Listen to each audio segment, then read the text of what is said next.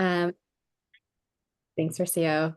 So welcome to our Stockton Regulatory and Enforcement Subcommittee meeting. Appreciate you all spending the time this afternoon to come to this meeting. We'll do a quick round of introductions. I think just name and affiliation, and then we can get started. My name is Stephanie Ng, and I'm a program manager in our Community Strategies and Resources Department, and that department oversees the implementation of AB 617. And I'll pass to Rocio on my team. Thanks, Steph. Hi, everyone. My name is Rocio, and I also work in the Community Strategies and Resources Department, and I am the Community Liaison for the Stockton AB 617 community. And I'll go ahead and pass it off to Mike. Hi, I'm Michael Hamaguchi. I'm a compliance supervisor in our Modesto office, and we do service the Stockton area. And I'll pass it off to Kyle. Oh, hey everybody. So I'm Kyle Goff. I'm with the California Air Resources Board. I'm the Stockton liaison over at CARB.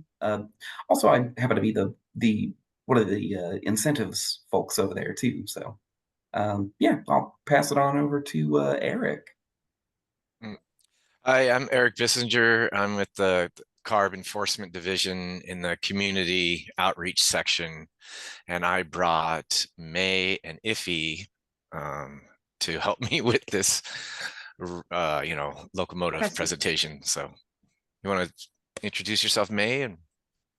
Yeah. Hi, everyone. I'm May Colcord. I'm a manager in enforcement at CARB. My section primarily regulates the shore power at berth regulation, the ocean-going vessel fuels regulation, as well as locomotives. So Ify, you want to go? Hi, good afternoon, everyone. My name is Ify Morty. I also work at California Air Resources Board. I'm in the port and rail enforcement section, like May said, and recently became the lead for the new locomotive regulation. And I'll give it to Gloria since she just came on screen. Hello, everyone. Thank you for waiting for me. My name is Gloria Alonso Cruz. I am representing Little Manila Rising, based out of South Stockton. And before I forget, my pronouns are she, her, hers. My title, the Environmental Justice Advocacy Coordinator. Yeah. Great. I think I'm the only one left, and my name is Debbie Provost, and I am a community activist, and I'm also the president of the Reclamation Board 828 for the levee going around the Deepwater Channel North. But here I'm just a community person concerned. Thanks, Debbie. And we have also Mary here. Yes, Mary Elizabeth, a resident of Stockton in the AB 617 boundary, and the chair of the Conservation Committee for the Delta Sierra Group of the Sierra Club, also a San Joaquin County Advisory Water Commissioner, and a registered environmental health specialist with the state of California. Yay. Thanks, everyone. All of our committee members are so busy in their lives and wear so many hats. So we thank you all for being here at this meeting. I'll quickly just do an introduction and maybe just some setting of in context of today's meeting and the topic. I think as some folks might remember, if you're at the meeting, a few meetings ago, we took the time to do some agenda setting to kind of see and lay out based on kind of like community priorities and also the sources of pollution that we see in the community, prioritize a list of topics for upcoming meetings. I'm going to share my screen really quickly to kind of orient where we are right now. Some of the past things we've talked about include things like fugitive dust and biomass power plants. Last month, we talked about on-road mobile sources, primarily trucks and regulations related to that. And for this August meeting, we will be discussing off-road sources. And then we'll also have a review of our quarterly enforcement report. So those are the two main topics that we are planning for today. I think with that, I'm happy to maybe pass it off to the CARB team. They have a presentation prepared today. Is that Ify, I think? Yeah. Bear with me as I figure out how to share my. I'm so used to Teams, not used to Zoom. So one moment.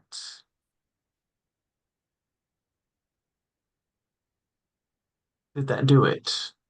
Yes, we can Okay. see. Let me put it in Full screen. presentation.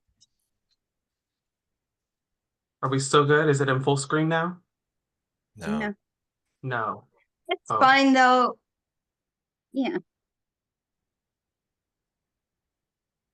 Mm, There you hey, go. there you go. okay, one moment. Let me try something. Did I just mess it up again? Yeah, Okay. Jeez. Okay. it was good I think before. You know, it's because I have two screens. Hold on. Let me There, you got it right there. hold on, because I need to see my notes, so I want to make sure. Did I mess it up again, or we're good? No, you're good. Perfect. All right. Thank you. Okay. So I'll start off with off-road sources. We regulate many different of these off-road sources. The ones listed on this slide are the most visible and common off-road sources, but there are many more that are not included here. So I saw it on the top left corner, transport refrigeration units can be attached to truck trailers, shipping containers, and rail cars and are used to keep goods cold. Because of this, they do not have limits on idling. Then we have small road equipment, includes things like lawn and garden equipment. The CARB small off-road, regulation applies to manufacturers, not individual owners. And then we have ocean-going vessels like the container ship that's pictured above that visits ports like the Port of Stockton, and they have requirements to plug into electricity at berth and use cleaner fuel in California waters. And commercial harbor craft, which are the smaller local vessels, it's also pictured in that same middle picture, like the tugboat. A new regulation was recently adopted for these vessels, and CARB is doing outreach, including at the Port of Stockton, to ensure operators understand the new requirements. Large spark-ignited engines that use fuels like natural gas or gasoline are other common off-road sources. A common example of this equipment are forklifts, which CARB recently passed a regulation transitioning this equipment to zero-emission equipment with requirements as early as 2026. And then cargo handling equipment includes equipment found at port or rail yard used to transfer cargo from one transportation method to another. And then we have portable equipment, which includes equipment that's not self-propelled, for example, large portable generators. We work closely with the districts to enforce requirements for portable equipment. And then we also have specific off-road programs, which encompasses large heavy-duty equipment that do not drive on roads, such as construction, mining, and ground support equipment. Recent amendments to the regulation will phase out old, dirtier engines for cleaner, newer engines. And then finally, locomotives, which I'll discuss in the next slides, are the last off-road source that I will go over.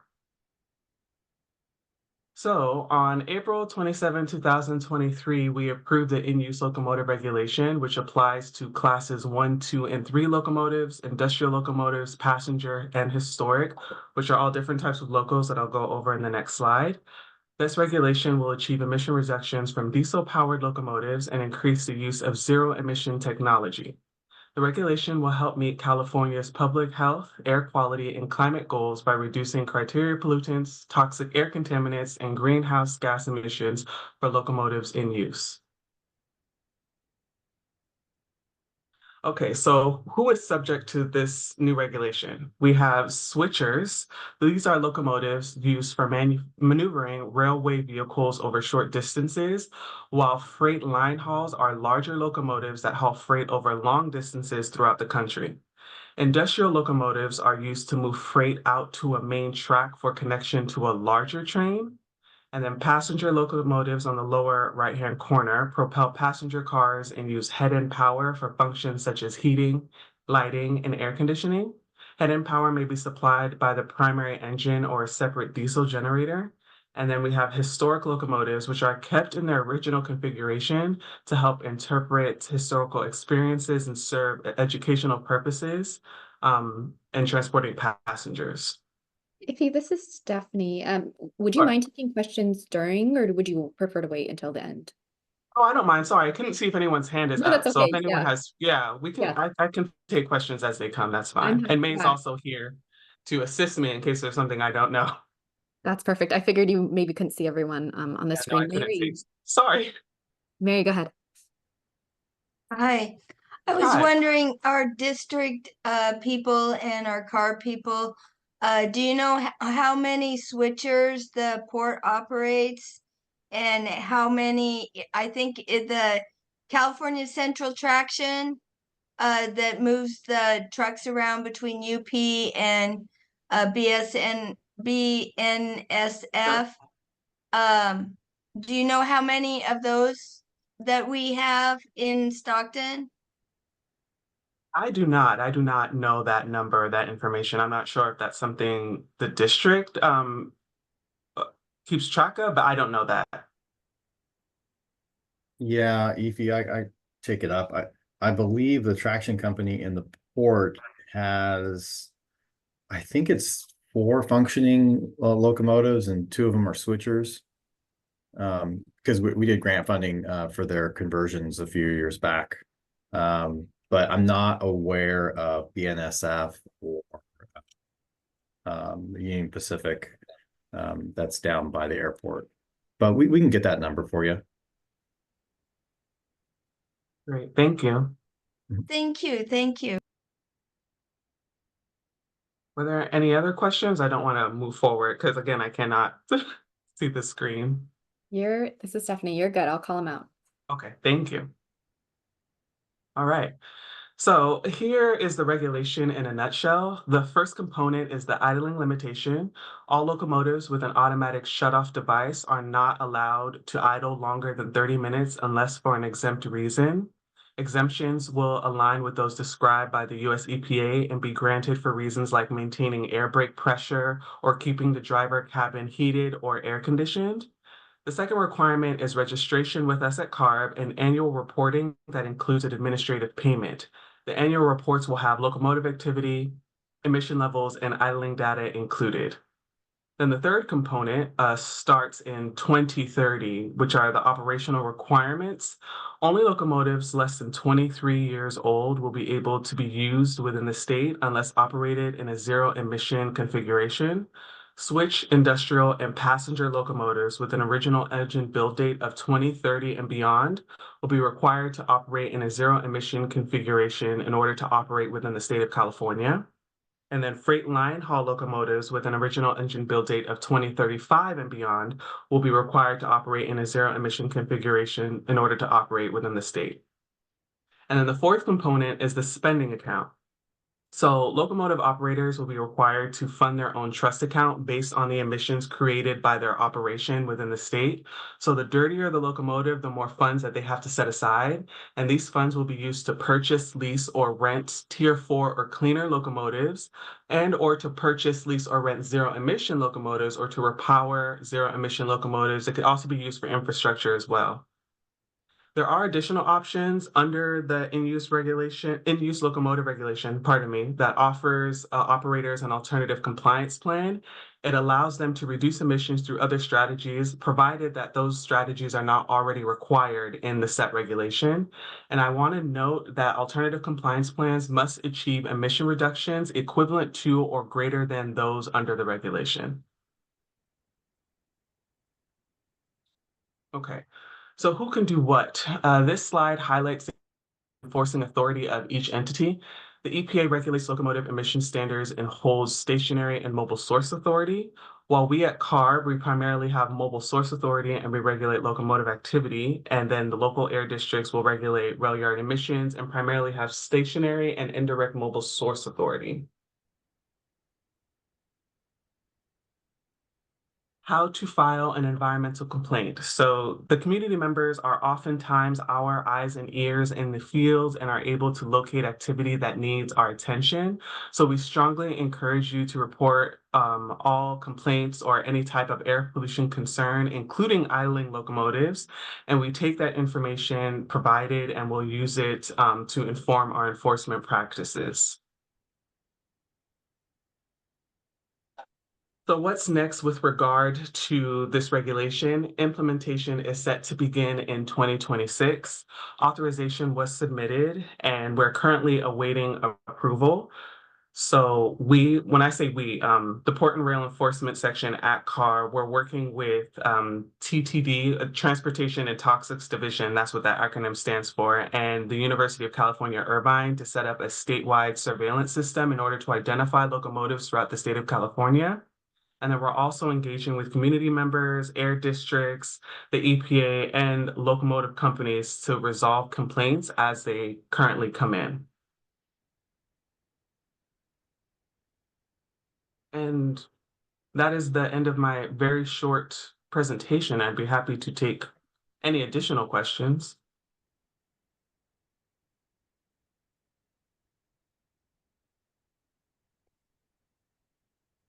Yeah, okay, I can see now. I see Mary's hand is up. Hi, and I put it in chat as well. You know, on that spending account that the polluters are gonna have to pay into, and then they can spend out for those zero emission items. And then you also included infrastructure. And so could they just use it to, you know, build or rebuild some existing infrastructure, or does it have to be especially designed to enhance zero emission operations? May correct me if I'm wrong, but I think it needs to be allocated towards reducing emissions. Yeah, so I think it's I'm pretty sure that it has to only be for zero emissions. So it could be like charging stations, things like that. Getting electricity to the facility. Thank you. Correct. That's a good question. Yeah.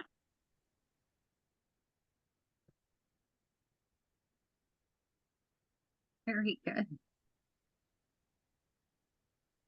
I think Any that's other questions from folks?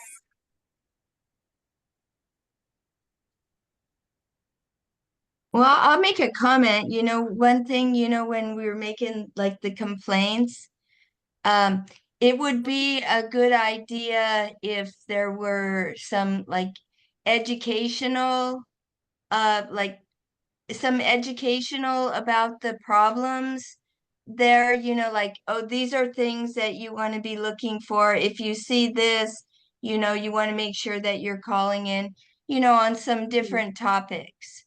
So, you know, when people are doing it online, you know, probably, you know, the mobile business, I mean, I don't even know how people do that, you know, it's too small for me. Yeah, I'll say so like on the Cal EPA site that Efi was showing, as well as on our own CARB website, we have tried to at least categorize it into some degree. So like on Cal EPA, you'll see water, air, toxics, I don't know, like all different kind of very general environmental categories that kind of try to help you narrow in what you're trying to complain or report about. And then as well as on our specific CARB website, we have like more specific to our programs, right? So we have like an idling page, and we have a lots of other pages that I can't think of right now, but that are more specific to the kinds of complaints that we do take in. So I think through that, we're trying to, at least to a degree, kind of educate about the kind of things that you can report on. But I see what you're saying, and I think maybe we could look at that further and see if we could tweak it a little bit better.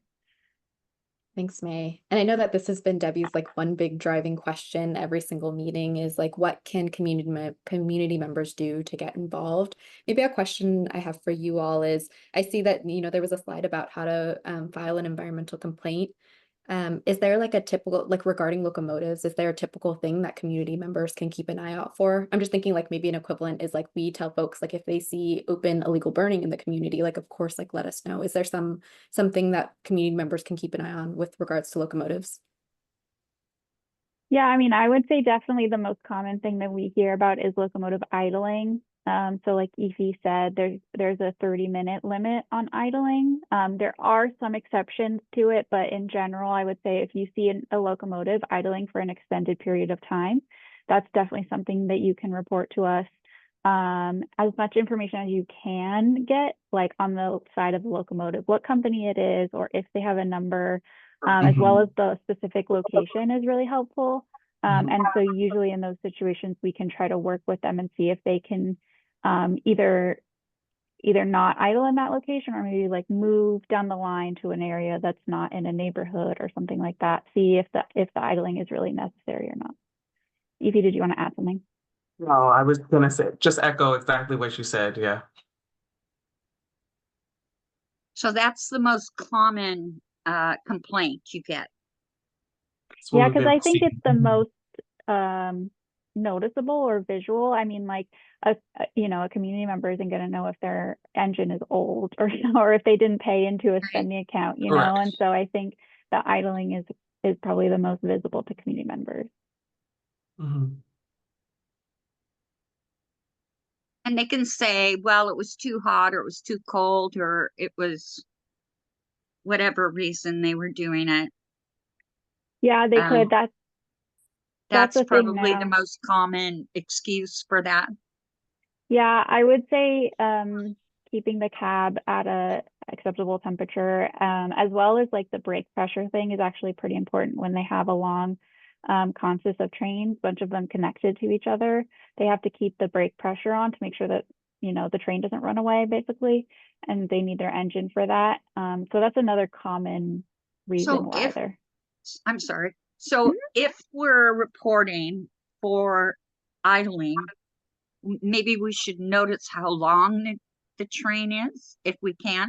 Yeah, I mean, that's helpful if you at least and say, maybe the it has. temperature, the current temperature. That's always helpful. Yep. So if it's 75 degrees, we're not going to believe that stuff about how hot it is. Yeah. Okay. Sounds good. I think that was a very short but informative cover of the subject, and appreciated it. Thank you very much. And Mary, go ahead.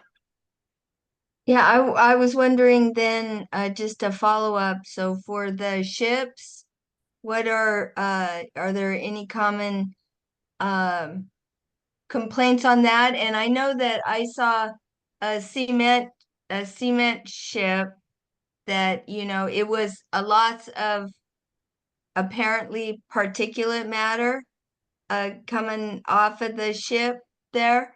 And I put in the complaint, and it was I don't know, investigated, some time later, and found not to be valid. So, like how does that work?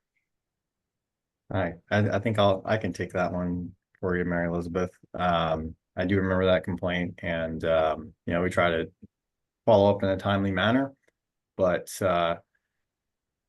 I think with that one, it wasn't that they had stopped the activity. It was that once you got your back to the sun, it didn't go over our threshold for what constituted a violation for opacity, the amount of dust, the quantity of dust. So yeah, if you look into the sun, generally it's going to be darker. But also, the time at which they got out there, they may have not been doing as much as well too. So I'm sure that's probably a factor. But that's usually how it goes. But with ships, yeah, it's either the dust, the loading activities. There's also they load paddy rice over there as well, and quite a few other commodities, a lot of ag. But then we will, and you may have called in about this too. Sometimes the ship will be smoking. So we do respond to those, and we have written violations in the past, not recently. It seems like the port itself has actually been policing that fairly effectively, actually. I actually have a question for San Joaquin. So you said that you've been you have in the past done opacity for ships. So so under our new at birth regulation, there's like specific opacity sections. So like CARB hadn't really been doing opacity for ships in the past. And I know some districts, like apparently South or San Joaquin, had been doing it. And so that's also definitely one thing that both CARB and your local district can work on.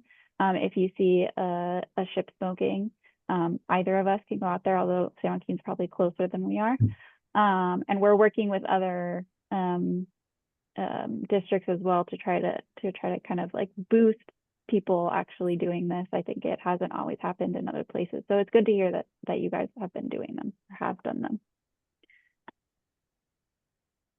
Yeah, it's been a while, but myself personally, that was my inspection area as a field staff member, and I'm sure Eve and I have been out there several times back in the day. But yes, we have been working very closely with the port over the last couple decades, and their staff are very much aware of what the requirements are for opacity and making sure that they're not. Their auxiliary engines, if they need to use them, are obviously running low sulfur diesel instead of bunker fuel, and then that they're also just not smoking. So that luckily we haven't got a call about that in a while, but it's something that's definitely on our radar. So I'm glad CARB is looking into getting into that more too. This is Stephanie, maybe I'll say really quickly that we had actually pinned, I'm loving this discussion because we actually had pinned to talk about some other off-road mobile sources, including ships as well, in our next meeting. And so we can plan to do that if it sounds like it's of interest to folks, but just wanted to put that out there. And I see Gloria's hands up. That's a big source. Yeah, I guess just for to make it more accessible. This is actually my first time hearing about opacity and how that is like used as a measure for enforcement. And I was wondering if you could elaborate a little bit more, just for the sake of making this more accessible for residents and understanding that there is like a direct disconnection between how we're able to enforce this with off-road sources of emission. Right? This is not the same scenario as having a truck idle in the street. We're talking about a port that is closed from public access. So I guess, yeah, could you elaborate a little bit more on that? Sure. There's some minimum. It's actually a federal testing standard basically that we enforce. It's called Method 9, EPA Method 9. It's a testing method. I think they go up to like 30 something, but it's Method 9, and we'll actually go out and visually do some readings if there is smoke or too much dust, depends on where it's coming from, and we'll orient ourselves so that we are within the method and the right distance if possible, and we'll take all these readings, and there's a minimum threshold for what constitutes being out of compliance, basically. And it also depends on the type of equipment, whether it's portable. Just talking in general terms, it's actually a pretty light amount that is they're allowed to do before they go over the limit. But all of our field staff are trained and certified to read that. And then hopefully that answers your question. Yes, you definitely did. We actually have like a parallel learning opportunity going on with the mobile sources of emission, with the mobile department teaching us how they do that with their mobile laboratory for sure. specific diesel cars. So it's nice to hear that they're like, if there is this equipment, there is a certification and a minimum threshold you're keeping an eye out for. Mm-hmm. Yeah, and that's actually what my topic is today, is talk about the enforcement activities that we've done in the last quarter or so. So if you guys are ready for it, I can go. Do you want me to share my screen, or? Up to you, Mike. If you'd like, I can share my screen unless, Yeah, if you don't mind, I appreciate it. No problem. Give me a Actually, I'm going to share my screen as I find it to let everyone know about where this report lives. Normally, almost all of our resources for subcommittees live on the subcommittee pages. There's maybe a couple exceptions. One of those being we have a special page. Can you all see my screen? Yep. Perfect. Yeah. For reports. So I'll go here and I'm going to open this last. We do quarterly enforcement reports.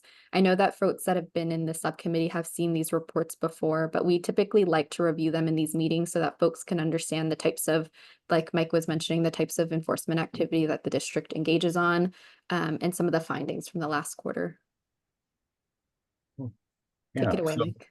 So, we're going to highlight exactly what our commitment for the community emission reduction program is for the Stockton community. But just to note that, we do many more trips and activities out there. So we're not just visiting the site, the area, just to meet these commitments. So just to lay that out there. But the first commitment at the top there is to enforce dust control regulations. The district does have a set of dust control regulations for stationary sources, and there are triggers. The size of projects, like if somebody's working on like a home lot size of a property construction or something like that, there are different types of regulations for them versus like a very large housing development or large industrial operation. So just to throw that out there, we regulate them all, but there are different requirements. So the SERP commitment is to go during the each quarter and make at least one site visit and visit all of the construction activities sources that are subject to the requirements of a dust control plan. That's projects over 5 acres generally, but also could be large trenching projects like PG&E is doing right now throughout the AB 617 area. Those are regulated and we are visiting them on a quarterly basis. So bullet point 2 there, we have 8 active construction sites that are subject to our dust control requirements and dust control plans in the area. And we visited each site, whether they were active or non-active, in both the second and third quarters. And the commitment was to go out there during only the second and third quarters to review these sites because those are the driest months. And quite frankly, that's usually when they're doing the work. They can't do it when it's too wet, usually earth moving activities. So we do visit them actually much more often. And we actually didn't get any complaints for those specific sources. We did have dust complaints, and we'll go over that later in the area, which we inspected. The idling enforcement SERP requirement, where we would go out and we're doing 4 hours, I believe, of per quarter of staff time. So I actually went out myself in the third quarter, and we sent 2 other staff in the second quarter. We didn't actually find any violations, but I believe we inspected 160 trucks during those periods. And we talked to quite a few drivers. They were wondering what we're doing out there. So no violations were issued. Let's see.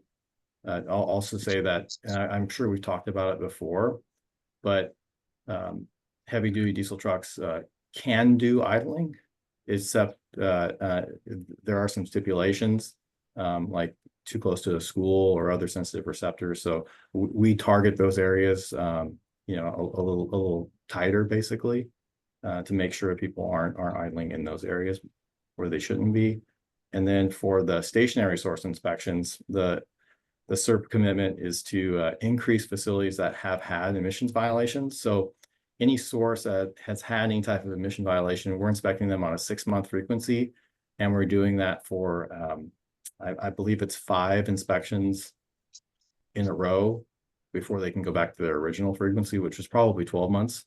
But we conducted 44 stationary source inspections during the periods. And there was 38 inspections and 6 source tests there. The source test observations, not us conducting the source test. Let's see. So the actual number of enforcement actions that we took in the area were 13 violations. 12 were procedural or administrative, like it says, and there was 1 emission violation that was actually at a gas station. And then there was also 1 non-stationary source violation, which we'll get to in a second. That was actually for an open burn, burning on the ground, where we wrote a violation. And I also believe that was the result of a complaint. So going into the public complaints, there were exactly 10 complaints responded to in the area, 6 open burn and 4 odor during the period. And then I know we're talking about A or B complaints, but we have several methods of receiving complaints, either through our 1-800 number, through the website, or also our Valley Air app. So those are listed right there. And I think there's another page, Stephanie. Oh, there they go. So this is actually the list of the 14 violations that we wrote throughout the period here, the last 2 quarters. Like I said, all but 1 of them were actually administrative. So there's some late testing. People didn't meet their deadlines. And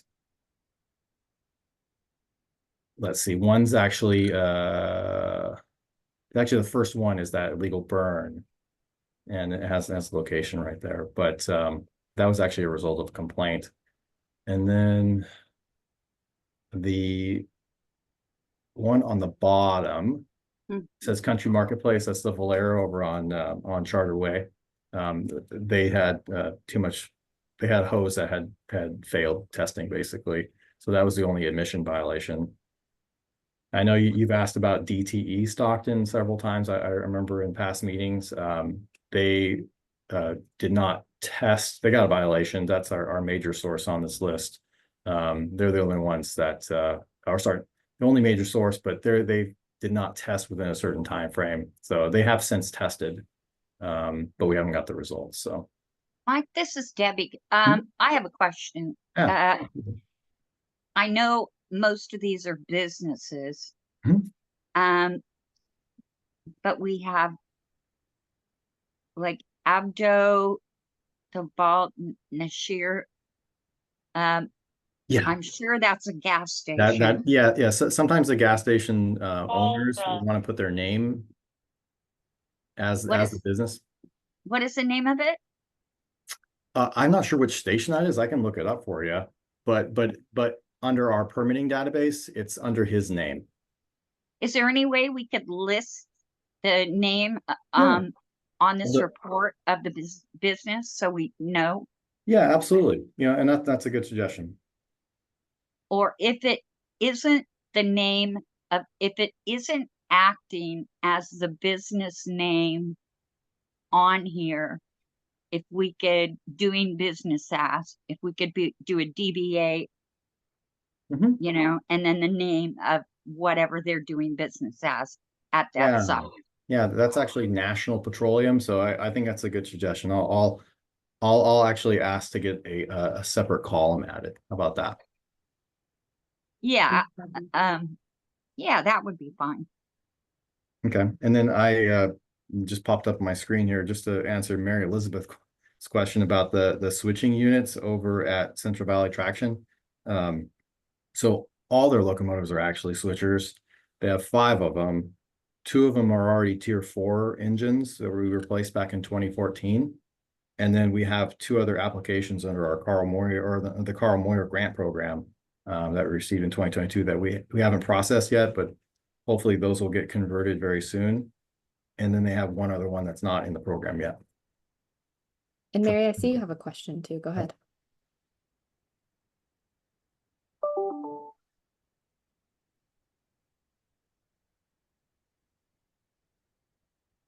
Mary, I see You might be talking, but her mic is off. Oh. You're saying something, Mary. We can't hear you. I'm sorry. I'm on the phone. Yeah, and I did want to ask a question, and the question that I want to ask is, can we have some opacity training, so that we can go out with that same monitor? Because I know I see black smoke coming out of DTE in the morning, headed to work when it's cool, and you can see then the particles better. It's not all in the haze. And when you guys go out there, you find nothing. So that's what I would be very much interested in. And I'm going to have to leave now. Sorry. Okay, I Wow. can, Mary. I've got your email address, Mary, but Elizabeth, I can send you a message. Maybe we can talk later. Okay. That could be a very long discussion. This is Stephanie, Mike. I think Mary had to hop off, but again, we can Sure. follow up with her. But I also maybe hear that as like a upcoming topic is, I do think we can fold that like opacity or maybe just some Yeah, overview of it. yeah, in- we can have a whole meeting just on method 9 and especially sources, the specific source, basically. Yeah. Thanks, Mike. And as a reminder to folks, I know she's not here, but I appreciate Cynthia was the one that actually recommended for us to kind of have a little bit more detail about the violations. We normally do it in our quarterly reports, our annual reports. And then this is something we've kind of since updated based on our recommendation to the quarterly ones. So you can take a look at it. I know it's kind of tiny to look at, but definitely feel free to take a look at it on your own time as well. I was gonna ask Mary Elizabeth to talk a minute about recent port approvals for a new business out there that's gonna affect our clean air. We can follow up. We can certainly follow up with Mary before the next subcommittee and see if she has anything. I don't know if Mary actually had to leave the call. She just Yeah, I think it might be something that we might even want to include with our you'd have to ask her if she wants to talk about it at the main meeting. But if she doesn't, then I think this meeting would be appropriate. That sounds good. And we do also always have our regular kind of updates from also our friends at the port too. Normally it's either Jeff or Jason that join us. This is a little different. Basically the port may have I don't know what the outcome was. That's what I was waiting to ask her what the outcome was. But they were looking, it looked like a strong possibility that they were going to approve a hydrogen plant. You're probably aware of this. Some of you probably are aware of this. A dirty hydrogen, the dirty kind. Yeah, this is the related to the CEQA submittals. Yes. Is it Biotech? Exactly. Am I making that up? No, it is biotech. Aha! All right. Yeah. Biotech. And so it's the carbon kind of dirty hydrogen. They're Gotcha. going to burn wood to get it. So yeah, there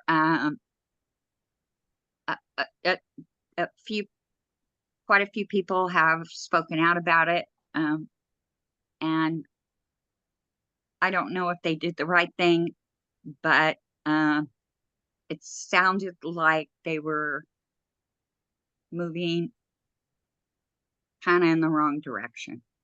Gotcha. So that's the commissioners. That Jeff doesn't have a lot of control over that.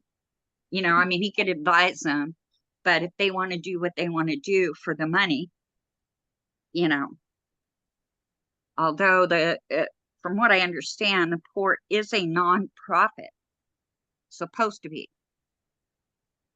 Yeah, Debbie, if you're able to circle back with Mary Elizabeth on that, you might want to recommend she keep me in the loop. She has been. I'm on some of like the email chains relating to the biotech CEQA submittal stuff. They did a executive meeting to where it was in private the other day to decide. So I don't know if they've announced it. I haven't heard anything, and so it might not even be out there. So we'll have to I can tell you, they definitely haven't started any construction, and the district does have an application for permitting that type of operation. So you guys have to permit it. Definitely, yeah.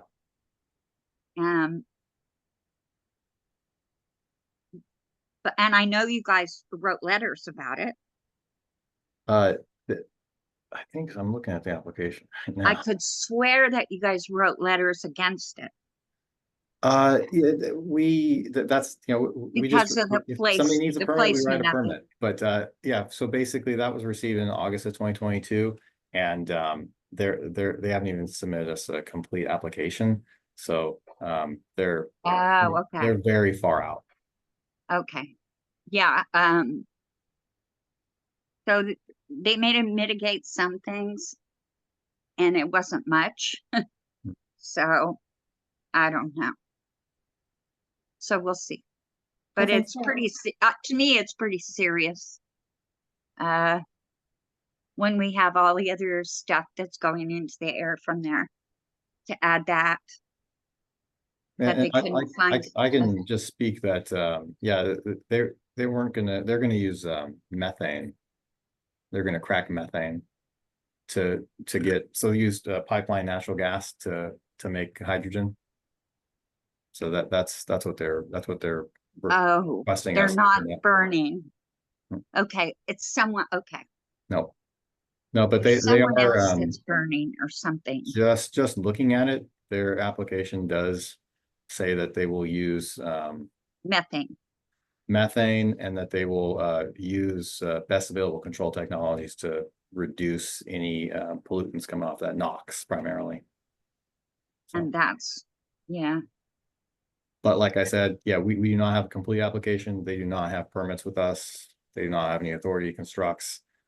So, and also I'm looking at the size of the project. It would actually require a dust control plan with us. So it's huge. It's huge. They're not even close yet, but we'll keep an eye on that for you. It's on my radar. Yeah, because I would like to know as soon as possible. Know what's going on. Anyway. Thanks, Debbie, for elevating that. And yeah, yes. If you do reach out to Mary, and Mary's interested in giving an update to, at this meeting or our regular meeting, just let us know. I appreciate that, and appreciate Carb for being, I know Carb's always in the loop about a lot of these things too, so appreciate you, Kyle. She's the one that's been fighting it for Sierra Club. Awesome. So, anyway. Cool. And I just want to elevate Gloria's comment in the chat that says it would be really helpful to have an opacity general education discussion, which maybe gets us to, I know it's kind of getting to the end of the meeting, so I wanted to make sure maybe to check in with folks that it sounds to me like we've kind of, it was based on also some feedback we had from the committee or from this subcommittee when we did this planning exercise, but wanted to see if it sounds good for next steps and kind of our next meeting, which will be in October. That we kind of maybe focus on some other off-road sources, maybe such as ocean-going vessels. I know I heard some discussion about that today. I know also the CARB team also offered things like construction equipment, also could, if that's of interest to folks. But I think also maybe it could be a ocean-going vessels, and maybe from our team like a opacity discussion. Is that, I'm seeing some nodding and thumbs up. That sounds exactly perfect. Those two melt very well together. And seeing thumbs up from Gloria too. Well, that sounds great. Good. Awesome. So let's add that to ocean-going vessels. Yep, I'm taking note of that right now. So normally at this time in the meeting, we ask what can we do locally for any of these regulations. There's really nothing we can do about these regulations, unfortunately. So that question is kind of moot, except we can report.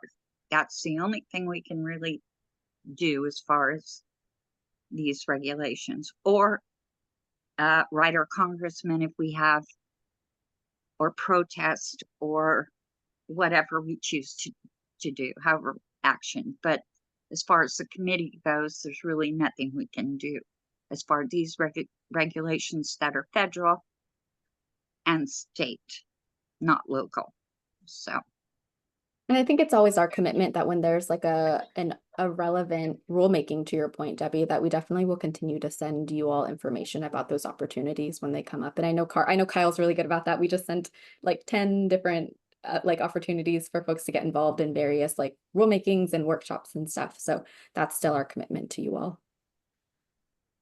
Awesome. Well, are there any, I see we're kind of wrapping up here. Are there any last questions for this team? Anything about the presentation, locomotives, anything about the last quarter's enforcement report?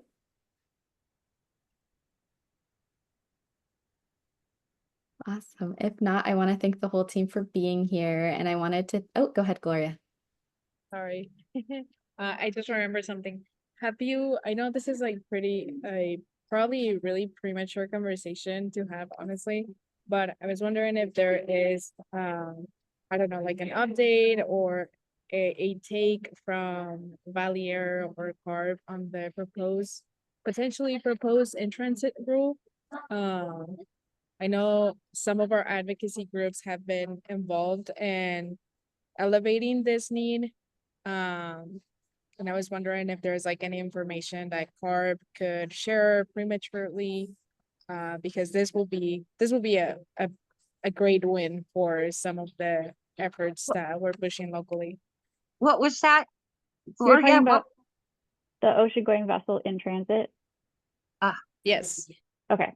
Yeah, I can talk a little bit about that. So I know that we're basically still in the very, very, very early stages of working on that. They've created a section for that here at CARB. I think they're all staffed up now just recently. So they're already kind of I think they're doing like outreach and things like that to try to kind of start the process, but there aren't even any actual like regulatory concepts yet or anything, but it has started, I guess is what I can say. So it'll get there, and I agree that I think it's exciting. Yeah. Thanks, May, and thanks, Gloria, for your question. Yeah, good question, Gloria. Good catch on that.